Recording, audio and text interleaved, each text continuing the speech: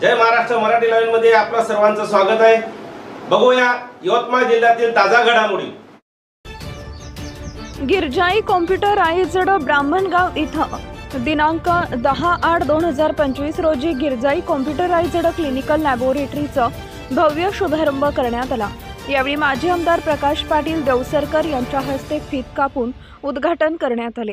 यावेळी माजी आमदार विजयराव खडसे, कृषी उत्पन्न बाजार समिती सभापती कृष्णा पाटील देवसरकर, रमेश चव्हाण, बळवंतराव नाईक, कृषी उत्पन्न बाजार समिती माजी सभापती बाळासाहेब चंद्रे, परमात्मा गरुडे, शेख कदीर शेख हनीफ, पोलीस पाटील सुनील देवसरकर, रत्नाकर मुक्कामार अशा अनेक मान्यवरांनी गिरजाई लॅबचे संचालक दिनेश पाटील वानखडे यांना पुढील वाटचालीस शुभेच्छा दिल्या। तसेच यावेळी आलेल्या सर्व मान्यवरांचे शाल व श्रीफळ देऊन सत्कार करण्यात आले। यावेळी अनेक डॉक्टर मंडळींनी मार्गदर्शन केले।